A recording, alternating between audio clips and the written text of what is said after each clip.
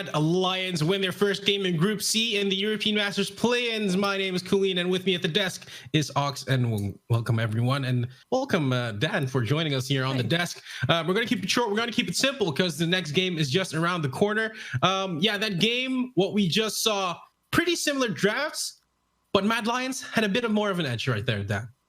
Yeah, I think there were factors that made things difficult. Very much Diffuse Kids wanted to play that slower kite back phase, relying on the sustained DPS of Aphelios and Azir. Mad Lions had more tools to sort of dictate the pace. They wanted to be aggressive. And I think particularly things like the Echo and the Varus became really difficult to deal with. The dive potential was there. And also just the Varus Qs were doing so much damage. It's really hard to play against that.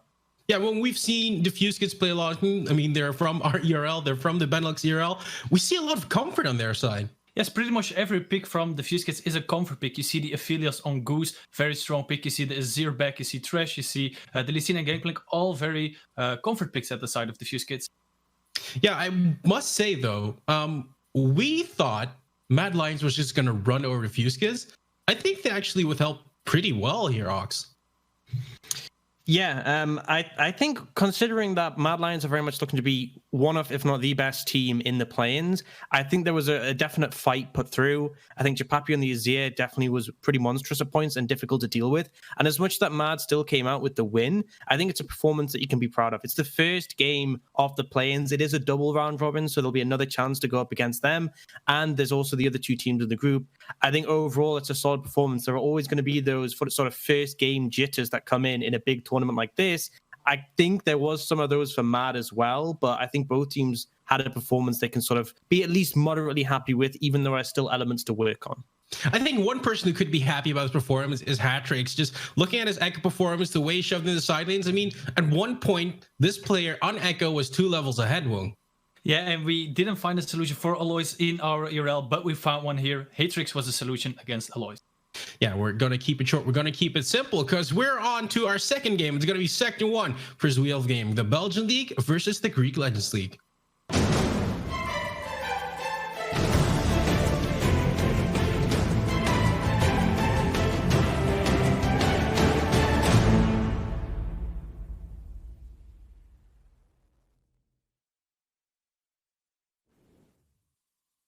Yeah, thank you very much there, Colin. My name is Chronicler. You just saw me do a solo cast, although Stan did his very best, but unfortunately, remote setup means more, possibilities. That's what they're going to live is. But I have my partner in crime from the Belgian League, the man who, embraces the madness like no other, Xavier, Siggy, Xsodus, or Salah. And, I'd say, good to see you, but we casted together last week. Like we've been together for a long time now. Yeah, definitely. That's probably the most stylish intro I've ever gotten. I'll keep that one in mind too. As we see the first bands coming out from We Love Gaming. Yeah, let's just get right into the game. Quick little games. Ezreal band coming out from WLG. I mean, that's a standard. We saw what practice can do on Ezreal. He's a very aggressive AD carry, and he wants to play aggressive in lane and get that gold lead ahead. Yeah, if we do see double Cassiopeia ban, so that's going to be one of those is not a Cassiopeia ban. Or maybe they're both not. Who knows? We'll find out shortly when their production can keep us up to date. But yeah, there we go. We see the Caitlyn ban, and practice has been the catalyst for so much of Sector 1's wins. So I don't mind them at all going. And also Dibu and Knight, that mid-jungle duo, have been insane in how consistently they've been able to make those champions work. The Syndra ban is interesting here because that signals to me that Sector 1 thinks that We Love Gaming is going to first pick that. Because Sector 1 loves Syndra, right? They flex it to 2 positions. Yeah, the thing with the Syndra ban is, yes, Knight is it's in very capable hands from Knight, that's Syndra. But the mid laner from W, Paris, he is a monster on Syndra, and you don't want to give him that opportunity. The first pickup from Sett here, WL Gaming, means that they already go for a made aggressive top laner, and it gives Sector 1 room to pick this bot lane, which I think is very characteristic for Sector 1. And it is, like you said, we saw the Aphelios Thresh bot lane just now. The Senna now going through pick and ban here. Sector 1 clearly stating that they don't believe the Senna is as high priority as it was on previous pickups. I'm expecting that HungryPanda and Bananitoo are going to go for something more passive. If they will do that, unfortunately, not the case. We will see the Sett misfortune here, and thus far, I gotta say, Wheel of Gaming having two really strong lanes, a lot of team fighting power already here. If you combine that misfortune with something like the Nautilus, you're gonna have a lot of lockdown available. I also wouldn't mind the Leona, but it looks like that is what they're aiming towards.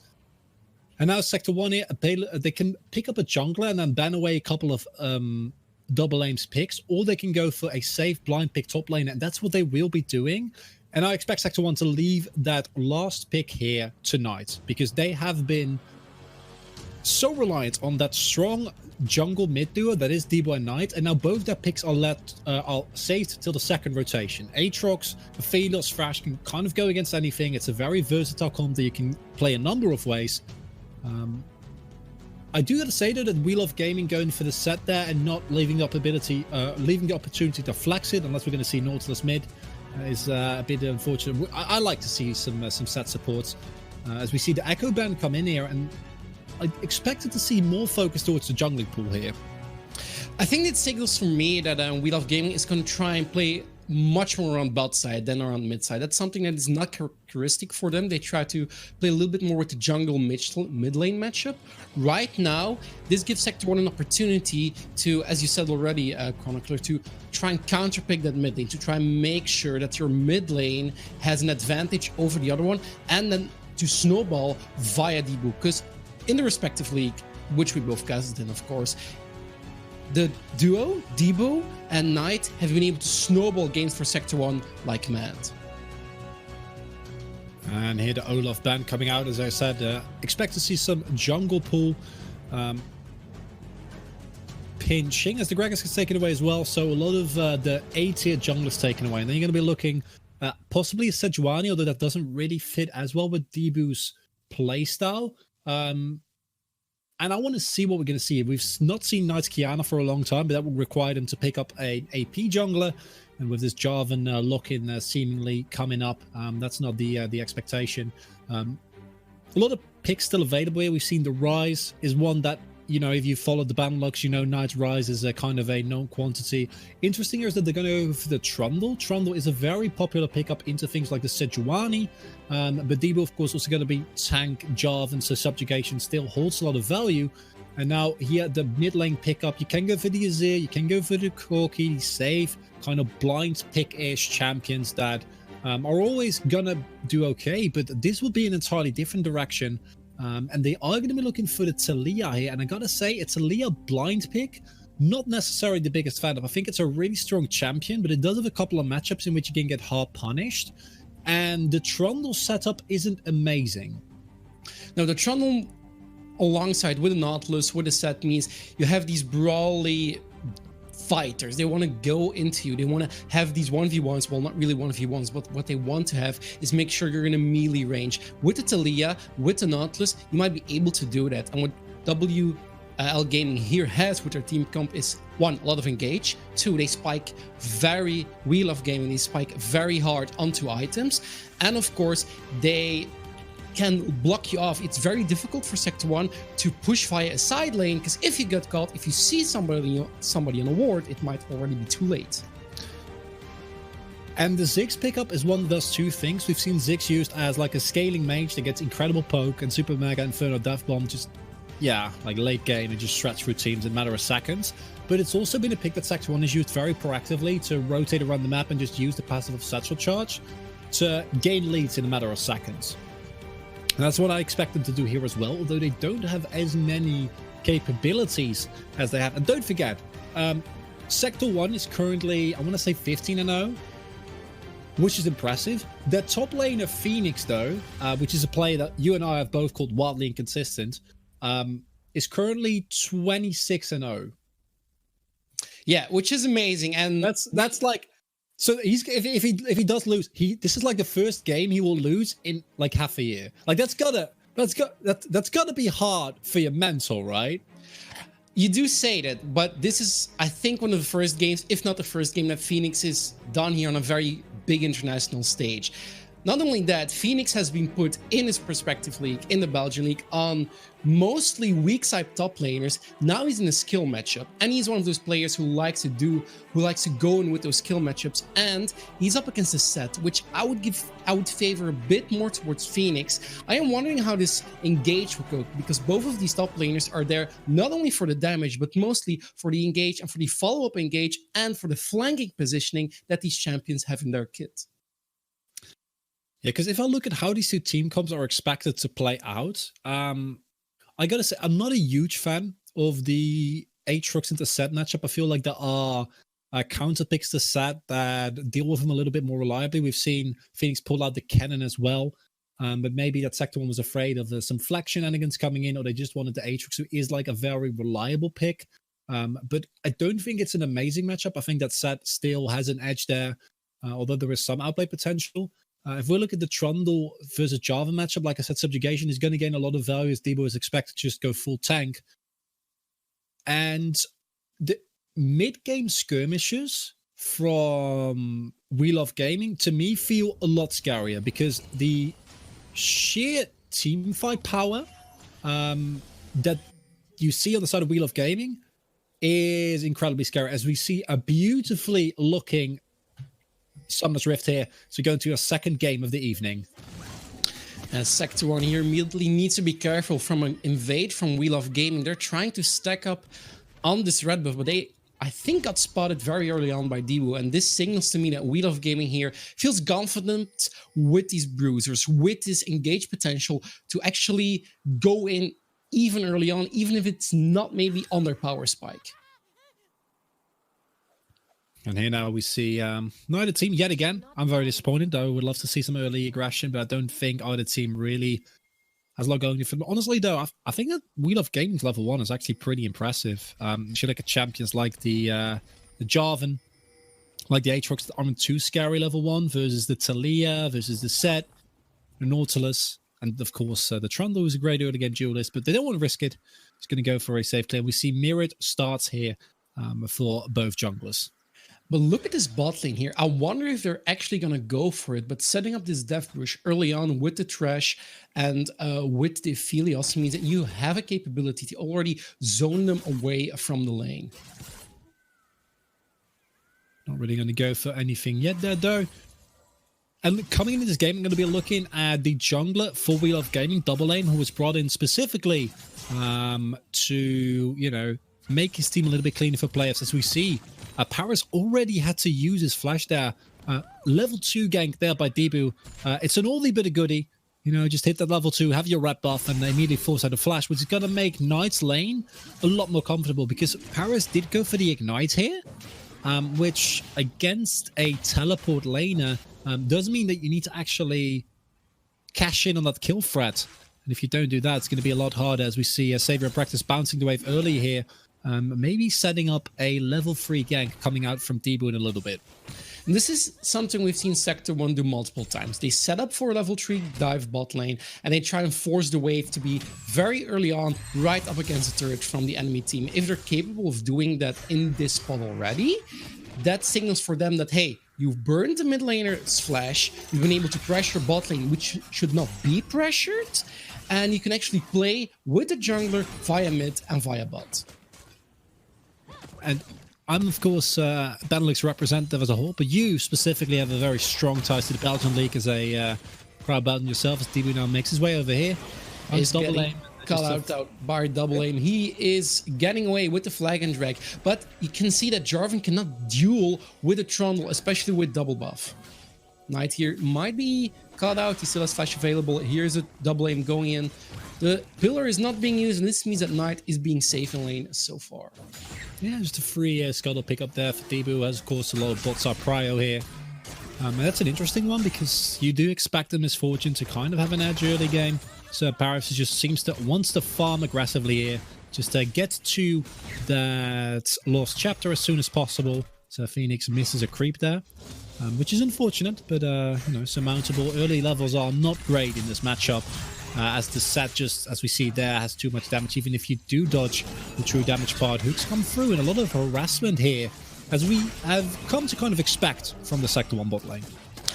talking about the bot lane, both of these supports, HungryPanda and Saviour, want to be the playmaker potentially. As we Dibu might see a has flash setup for level 3 gank bot lane flash available. As you said, Chronicler, is this gonna be a dive? Sector 1 is trying to go for it. Flash Flay from Saviour hits the hook, but not on the 80 carry. But I don't think that's gonna matter though, because Bananitoo is gonna get picked up. That's first blood for Sector 1. Practice dodges the last third shot, and that means that yes, Sector 1 has gotten first blood, but it also means that Bananitoo has gotten a kill. Is that the cleanest play there coming out here from Team Sector 1? Bit unfortunate because Misfortune getting the kill of all people, as we now see a dive being set up here in top lane. Bit of an awkward position though. Phoenix still in a bit of a rough spot. Teleport channeled there by Knight, and that should be the end of that play, as they expend the teleport just to keep a dive from working on Phoenix, who's now 13 CS behind, really having a rough go. But yeah, there, Dibu still dies with flash up. A really nice auto attacker from HungryPanda to keep him locked up. Looked like it was going great with a great 2-man knock up there, but just not enough damage. Now Dibu though, finding IceBreaker here. Yeah, trying to find a 2v1 in the top lane. That's a good little pull there on IceBreaker. He will get knocked up, and that is a kill for Sector 1 once again. Good use from the teleport with Knight, and actually bamboozling IceBreaker into thinking that was all she wrote in the top lane. Interesting here is that the DoubleAim has gone for a red smite, which means that his dueling power is really going to be a lot stronger than it otherwise might be. But it does mean that he uses some of the utility of that blue smite, meaning that it's easier for you to get on top of him. Now, Paris here still has no flash available. 3 people here from Sector 1. And this is Paris might be stuck here. Good flag and drag along with the flash. That are too many skill shots being hit onto you, Paris, and he will have to go home back to base. Sector 1 picks up another kill, 1 and 3, and that's Knight picking up a kill as well. Meaning Sector 1 is being able to play the tempo game and especially play these rotations very well, Chronicler. Dibu waiting a long time, but finally cashing in on his level 2 gank. Finding a really nice point there. Finds the flag and drag, then immediate follow-up from Saviour. Knight just throws a big bomb on top of Paris, who really can't do anything after that flag and drag hits. Basically guaranteed CC combo. And Sector 1 is finding leads across the map, leading to a 1k gold lead here. And like we said, I think if they get ahead with this composition, and the composition from Wheel of Gaming can't skirmish them in mid-game, they're gonna have huge troubles. We love gaming's composition, as you said, wants to skirmish. They want to fight in these tight spots. Maybe not with Knight, but they want to be able to have your close-up in your range, in your melee range. Sector 1 is out-rotating at the moment, and it also means that they might be able to contest this Dragon. HungryPanda and DoubleAim are in this pit, but can he be in this pit for much longer? Dragon at 1k HP, is he going to be able to be smited away? There's the engage. Dragon goes over to Wheel of Gaming, but here's the counter-engage from Paris. Cataclysm is enough to trap a lot of people in Sector 1, but how long can they survive in the Cataclysm? It is chaos in this river as both teams lose a lot of members, but it is a double kill though for Practice. He has botted bot time with his life, and Paris is trying to roam away. His passive might be able to get him into the clear. Can he survive just yet? A comet is not enough, and now it's a 3-6. Yes, a dragon for Wheel of Gaming, but Sector 1 shows that they are able to win these fights. You pick up a Cloud Dragon, which is indubitably the least popular of dragons. Now, Wheel of Game gets some value out of that, with Bullet Time being and Showstopper both being really high impact ultimates, but not really the core of your team comp. But Sector 1 get 2 kill on Practice, that member who's been most consistent. And I gotta shout out Dibu again, because this is the player that was MVP in the finals for the Belgian League. He's currently has 100% kill participation. Every play he's been able to set up has been successful. And now we have the most important members for Sector 1 fed. There's no deficit anymore for Phoenix in the top lane. I do love IceBreaker's early pick up the Bramble Vestas that make that matchup a lot less grueling. But now we see the swapper. And if Sector 1 can do what we said they might do, which is find an early tempo lead, and then in high tempo, just charge through every turret, get those plates and snowball the game, it's going to be a game like we've seen them play countless times in the Belgian League. And if we see plays like that, where Dibu gets a Cataclysm on these melee characters, it is devastating for We Love Gaming because they're not able to put the damage out to actually make their team comp work in a fight, especially in tight spot. Because talking about tight spots, that's something that Knight will love on the Ziggs. And in general, like the Aatrox as well, the Cataclysm is going to create a choke point for you wherever you are. And then the AoE damage on the Flamethrower and Graviton from Praxis is also something you always need to take into consideration. There's a nice placement on the wall that will not be spotted. But dibu does suspect that something is awry. Of course, can see the response from We Love Gaming's bot lane as both Bananitoo and HungryPanda immediately back off as that was happening. And this Rift Herald is going to be an important one because either it unlocks the game for Sector 1 and allows them to use the Rift Herald, start roaming with the Ziggs, or We Love Gaming find their deficit size down and they go from there. Talk about going. Sector 1 is going on DoubleAim. Blue Smite being used. That's a Cataclysm also being used by dibu. Mega Inferno Bomb, and that's a kill for Knight, but their jungler is dead. And can Sector 1 actually fight for this Rift Herald? Can they fight in the river? Because you still have the bullet time available from Bananitoo. Is it enough to make sure Sector 1 is scared enough to try and start Shelly? With both junglers being down, I don't think either team wants to take the risk of a 50-50. It's an even trade. Great shutdown there as Paris finds... dibu kind of locks himself up there. Really nice seismic shove into Unraveled Earth. They're coming through from Paris. I like the idea of going for the Plato and DoubleAim, but Knight not really able to assist him outside of the ultimate. And that means that it's a little bit of a more awkward spot. I would say that's a favorable trade for We Love Gaming, as you get a gold lead on the Taliyah of Paris, which of course is known as one of his stronger champions. As we now see Phoenix getting some play through in the bot lane, and neither team looking to, at the moment, make a play. And we look at the gold here, we don't see any really big leads. I think the biggest one is in bot lane where you're looking at like 200-300 gold. It's just tiny leads all across the board for Sector 1. And these tiny leads are, once again, what Sector 1 has been, they have been able to get them through the tempo games that have been played throughout. Right now, Rift Herald is being started by We Love Gaming. Sector 1 has no idea they're starting it. And as you said already, Chronicler, this is a make or break point for We Love Gaming. Because right now, they have not only been able to take away tempo from Sector 1, but they have playmaking potential with Shelly. If they win a fight or if they get out-rotated, they can use a Herald to accelerate their game tempo. Very liberal use of the ultimate there. Paris just going on a little trip. Maybe catching dibu if dibu was moving inward, but instead here, a lot of damage coming through. Knight takes a turret shot, but we'll be looking for some turret damage there. As the final also, whew, that was really scary. Knight not going for the bomb there. That was kind of a surprise to me. Would have loved to see him go for that. That doesn't happen, but it does mean in 20 seconds, you gotta imagine this Mountain Drake goes to Sector 1, meaning that either the Ocean or the Mountain Soul is going to be on a 50-50 scenario as turret goes low. Yeah, but not low enough for the satchel charge. Knight wants to get that low, wants to get that proc, wants to get that first turret blood, or they might get another blood here in the bottom side river. But there is the Fang Inferno Bomb being used on HungryPanda, mostly for zoning from Knight. It does mean that Sector 1 picks up another kill, and DoubleAim is going down 0-3. Sector 1 will push in this mid lane even further. Turret plate still available. Can they get the execute on the turret? Saviour needs to be careful. He doesn't get hooked, but he won't get hooked as Sector 1 takes the mid lane turret, and they're looking for the dragon. And DoubleAim wanting to help his team, getting some map control there, not wanting to allow Sector 1 to get that second Drake, but crucially overstepping, getting hooked by Saviour, who then immediately has a boatload of follow-up damage coming through from this team. And now Sector 1 is snowballing the game in a high tempo. Not only do they find the kill, they immediately follow up with the first turret blood on mid. Knight is currently living up to the reputation that we gave him coming into the series. With now a 20 CS lead, 202 here, and also Praxis, which, as we both know, has been super inconsistent in the early weeks of Belgian League, but seemingly doing a lot better here. And We Love Gaming, there is consistency kind of showing here, not looking like the cleaner team that we saw in playoffs. And I'm hoping to see a play pick up here. Not sure if they can actually get this though with Bulwark coming in.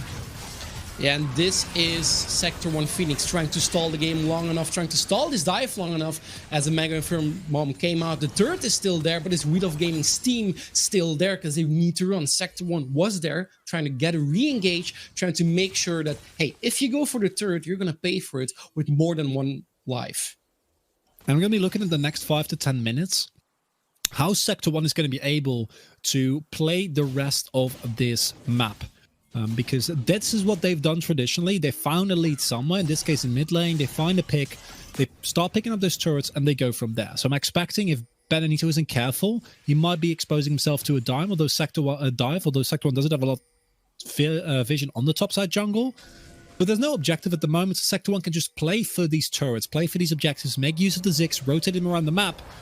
And if Bananitoo actually backs there, which he does, I think we're going to just see a Swift pick up here on top side as well, with Bulwark now being dropped. And Sector 1 expected to get further and further ahead in gold, which might make them hit their item spikes as we get into this game into this next dragon in 3 minutes time. And if Sector 1 can get an Ocean Drake with a Ziggs and an Aphelios, you're not going to be happy. No, but I think who is going to be happy is Knight. Look at the Haunting, guys, in his second inventory slot right now.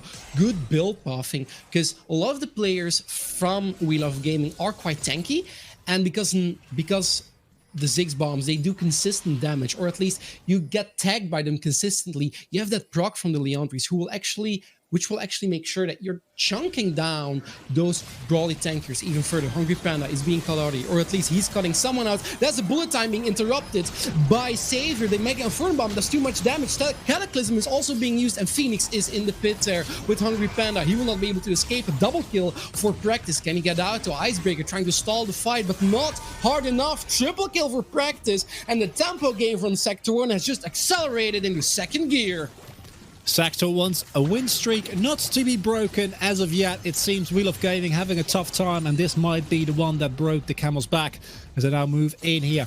Are they going to go for this inhibitor? There is a lot of discourse about whether or not this is actually a good idea, and I'd love to see Sector 1 just leave that inhibitor, and it looks like that's what they're going to do. And that makes me very happy, because giving free farm to your opponent where you can't really use the map pressure from the early inhibitor, not worth it. Picking up a free turret and a couple of kills, definitely worth it.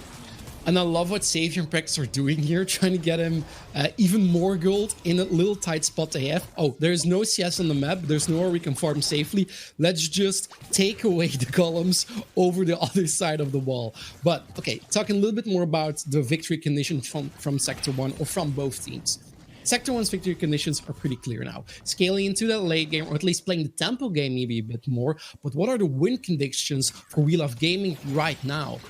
I think they still have a composition with absurd amount of bursts. So if you look at a Facebreaker from IceBreaker, love that combination by the way. If you look at a Bullet Time combined with an Unraveled Earth, Taliyah just needs to find someone to combo down. Then you throw a Bullet Time on top of that. You use Unraveled Earth so they can't dash out. You can still win the game. You got to find picks like this. Yeah, that could have been a close one, but Sector 1 is getting away quite neatly here. And Wheel of Gaming is trying to almost desperately look for an engage, look for a pick. But aren't they overstepping sometimes? Because HungryPanda here wants to be the playmaker. Yes, he's a Nautilus. Yes, he's tanky. But if he goes too far, he can still get bursted. Definitely. He doesn't have the stats to really deal with what Sector 1 is going to throw at him. I think you need to get to the backline. If Practice or Knight survives, your team fight is as good as doomed. And they do have the capabilities that they can find the flank with IceBreaker, or if Paris can find his way somehow onto that Sector 1 backline. And Sector 1 is looking to be grouping here. And look at the positioning of Practice and Knight here. They need to stay alive, and then Sector 1 should be able to win these team fights cleanly if Wheel of Gaming is going to contest. They're trying to, or at least they're trying to clear some vision. Our Herald is going quite low. Phoenix can zone them off from the Herald. Dibu going in with the Flag and Drag. That's maybe a bit overzealous here. From the backline, Practice is getting tagged. Has Ignite on him, and he won't survive the fight. And neither will Dibu to Sector 1. Yes, they picked up the Rift Herald, but they lost two members, and most importantly, Maurits, they lost the tempo, because look what W Gaming is doing here. They're trying to go for this mid lane turret, maybe a bit too aggressive, as that's HungryPanda being picked off. Sector 1, they maybe turned around a bad fight into an okay one. And that was really Wheel of Gaming making a really good play, finding the flank though with the Taliyah. Once you get backline access, Aphelios can do nothing. Practice not flashing the seismic shove. And then that's the end of that. As Phoenix also getting caught here. Needs to be careful, but we'll get out now. Let's say 2-1 Drake's good enough for Wheel of Gaming. I thought that HungryPanda dying there might have been enough, but without dibu, Sector 1 can't really threaten a steal. Without threatening a steal, you don't really have any pressure. So Wheel of Gaming, that free delivery of HungryPanda, a bit unfortunate, but good backline access found there. That means that they can actually kill Practice. So they're just relying on 9. Also, dibu not really being on the same board as the rest of his team. A bit of an awkward miscommunication there, which can happen. Maybe some split calls going on there. Not a huge disaster for Sector 1. Still a 3k gold lead here as we approach the 20-minute mark. But a bit unfortunate. And this is the kind of plays that Wheel of Gaming need to be looking for. And when as I'm seeing more and more of Paris' Taliyah here, I'm going to be looking at him. Can he find those carries of Sector 1? Because if he does, a single combo is going to be enough with that electrocute and the amount of money he's already found. But you and I both know that getting tonight in a team fight, getting tonight in lane is easier said than done. I think that's Knight's most valuable, I don't want to say ability, but perk he has in his mechanically gifted kit. As in, I don't want to hype Knight up too much, but his positioning is always spot on. He knows where he needs to be. He knows where he needs to be in lane, in fights, and throughout the rotations. Right now, if either of those carries goes down, you still have the other one. You have the multiple win conditions in a fight from Sector 1. Wheel of Gaming, their plan is pretty obvious and mostly telegraphed when they're looking for fights. And that's why I'm looking at flanks. I want to see good vision control from Wheel of Gaming, because if Sett can get behind someone, can suplex Practice into the rest of his team, then all of a sudden it's much, much easier, because then Paris only has to take into account the damage of Knight, and that's a lot easier to deal with for the Taliyah. Although the Ziggs, of course, still pretty slippery. As we see Phoenix now finishing the Black Cleaver. Looking at the item spikes here, 2 item spikes hit for Knight and Practice. And that's why I'm still really scared here for Wheel of Gaming. Because if they commit to a fight with the composition that they have, they don't really have a good disengage, right? They can go in with the Weaver's Wall and with the depth charge, with the Nautilus. They can play very well forward, but they can't really disengage. And with the amount of damage that Sector 1 has, if you go for a fighter as Wheel of Gaming, you hard commit and you lose, it's basically end the story. So I expect Wheel of Gaming to play passively here and then try and find a big play coming up with the next Ocean Drake, which would give them a soul point. And Wheel of Gaming here trying to look for another engage, doesn't find it. And this is something you said already, Mara, so just explained. Wheel of Gaming, they have a go button. What they don't have is a stop button. And when your rakes are loose, that's something that can happen. You can just roll off the rails here. Sector 1 trying to find out, trying to starve vision from Wheel of Gaming to eventually start up that Baron. I mean, look at Practice right now. 7-2 is maybe building towards that third item. That means that he does a lot of DPS, especially on something like a Baron buff. The result of Sector 1 grouping this much, though, and not really giving Practice a lot of side lane access, is that Knight is really far ahead in terms of gold. The Practice isn't that far ahead of Bananitoo, also shown here. So Blue gets picked up in the bounty that we see on Bananitoo's head, just because of the amount of farm that he's ahead. 40 farm currently, as Shelly had to get thrown down. Not a lot that they actually get out of that. It's not about Shelly. The inhib is already open, don't forget. And that does mean that if Sector 1 win the team fight now, they basically have a free train ride ticket right into the base of Wheel of Gaming. It's a mid lane inhib, it's not the most valuable one, but still one you're going to take every time at this point in the game, as IceBreaker going for a more tanky build here. Interesting itemization though. Understandable playing against Knight, picking up that Spectre's Carl, but that does mean his next item completion is going to be a little bit further off. And I love that Wheel of Gaming here actually kind of breaks the vision line that Sector 1 set up in the river. Because Sector 1 had a vision line, but it wasn't really complete. Wheel of Gaming had vision on the top side of the river throughout those entire 4 lost minutes, which meant that Sector 1 wasn't able to try and bait him into a fight in the river, try and bait him into the fight in the Baron pit, which means that if they can try and stall a little bit longer, Wheel of Gaming might actually be able to execute their comp a little bit more efficiently or try and look for very good engage. Oh, HungryPanda, please be careful. Yeah, he needs to be careful here. Flag and drag being used by dibu. That's a flash from him. And I think Sector 1 is pretty happy with that one. Nothing too much burned on their side. And HungryPanda, this was what you said already. Yes, you're a Nautilus. Yes, you might be tanky, but you're not tanky enough. Now Drake on a spawn in 10 seconds. Sector 1 needs to respect the Taliyah though. Not that she's necessarily a great split pusher, but can of course quickly rotate with the Weaver's Wall. Sector 1 is going to say, that's fine, Taliyah. You can make your play on the topside turret. We're just going to go for this second Ocean Drake. We don't want to give a third Drake to Wheel of Gaming. Don't want to put them on sore point. Wheel of Gaming looking towards Baron, but I don't think that's a real possibility. Maybe just clear some vision and maybe set up a bait here. I think if you go for Baron here, Wheel of Gaming, they will lose their inhibitor. Because Sector 1 will instantly realize what's going on, use the ultimate from Knight, and just take the inhibitor, either rotate towards the river or just go for maybe Nexus turrets. So Wheel of Gaming is in a very difficult spot here. They are forced to either play very proactively, which is kind of Knight by Sector 1, or they can try to go for another pick.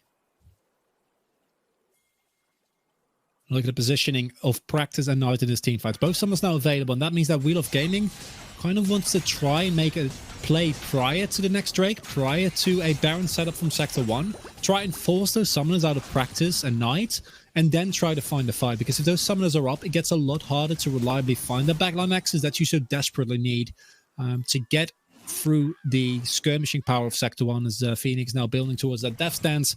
As a second item, Gaga Stoneblade now ready for dibu. We see Knight building towards the Rabadons. On the other end, Paris a little bit further behind instead as the Amp Tome. Looking to pick up a Void Staff early here.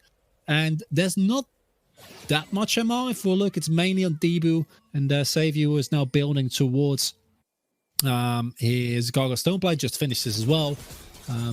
But it does mean that you're basically doing true damage on Practice and Knight. So it means that Paris find a single Seismic Shot on Unraveled Earth, and that Aphelios is dead. But can you do that? Because getting into that, if Sector 1 sets up the front-to-back team fight well, is going to be really hard. Now, Gold Lead at this point, not really relevant, and we're in a pretty even footing in game. The early game tempo from Sector 1, not really anywhere to be found. And Wheel of Gaming still very much in this game. And Wheel of Gaming, they're trying to look for some release. Sector 1 is denying that, and that's a very good combination with the ultimates. Knight here from the backline trying to chunk down MF, but it's not enough because Sector 1 Saviour was able to pick up another kill. Sector 1 here got a pick on HungryPanda. It's not enough for them to try and overforce another objective, but what they can do is they can just lock down the potential plays. DoubleAim. Make an ultimate that Wheel of Gaming has. And here's Paris maybe a bit stuck. Is he able to get out? I don't think he needs to, because Sector 1 is going for the Baron. Can they take this away from Wheel of Gaming? Because I don't think they can contest, and this will be a free Baron for Sector 1. IceBreaker in the bot lane is trying to split push for his life, but it's not split pushing fast enough, and now it's Wheel of Gaming in a tight spot. Baron buff in the end that picked up by Sector 1, and a beautiful execution there. We saw Knight interrupt Bananitoo's bullet time, which was really crucial. And yet again, Sector 1 has been so clean on these. You go in with the flag and drag, but you don't actually hit the flag and drag. You just go in for Cataclysm, throw Knight's ultimate on top of it, and then you've basically killed those two people. dibu come face check here. It's Death Wish, and this is dibu who might actually get stuck. Beautiful Lantern from Saviour, and that does mean that Wheel of Gaming has failed in their Death Wish. And look at the positioning from them on the map right now. If Sector 1 can play with the waves a bit more, Wheel of Gaming needs to desperately send people to those side lanes. Don't forget, Wheel of Gaming don't have an inhibitor turret in mid lane. And they can't really afford to be caught out, because that might just be the end of the game at this point in time if they lose too decisively. Sector 1 now in a prime position to take this game. IceBreaker still split pushing. He can get away with it. As we see now with the Fate in his inventory. Still not a real item though. Finished besides the Blade of the Ruined King, as the bomb from a Knight is going to clear the biggest part of the wave. I don't think you can outsplit push Sector 1 here. You need to be careful, because not having that Sett is a really big liability. They seem to realize that as well. Phoenix doesn't have teleport though. That means Sector 1 needs to play respectful. Sector 1 is trying to actually ignore IceBreaker in the side lane, which I guess has worked out for them so far. Now because they have the Baron buff, but as soon as the Baron buff is gone, they're gonna run into quite a bit of trouble, because if you lose the bot lane inhibitor, your next Baron buff won't be so easy. Also might not be easy is the escape here from dibu if he's being called out here. Nice little flag and drag. The depth chart is also being used, and those are a lot of ultimates from Wheel of Gaming, and they actually now might be caught. That's a beautiful showstopper here right onto Practice. He gets shredded in the bullet time, and Paris tries to finish the job, but he isn't able to, as Practice survives the fight, and Sector 1 is still alive and kicking here on the Rift. Love the play from Paris. They're trying to go for the backline. Practice, though, crucially steps forward out of the seismic shove. Otherwise, he would have been guaranteed dead. But now, mid lane is open. Sector 1 don't get punished for that aggressive play there. And even though IceBreaker did find the flank there, doesn't have enough damage to reliably take down the target on his own. Practice also using his heal there just to get out alive. And now Sector 1 still in full control of this game as we approach the 30-minute mark. They have a 5k gold lead and they're going to be looking to get more and more as they push through here. And if a single team fight is lost by Wheel of Gaming, that's going to be the end of the game as the Mega Inferno bomb comes down.